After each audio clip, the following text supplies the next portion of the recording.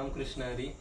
आज आमच्या आश्रमातील विद्यार्थी आमच्या एकदम जवळचे जगदीश महाराज बिराजदार यांनी आज नवीन हार्मोनियम घेतलेले आहे. तरी या नवीन हार्मोनियमचं पूजन या ठिकाणी संपन्न झालेलं आहे. तरी आपण या हार्मोनियमवरती सरस्वती राग वाजवणार आहोत.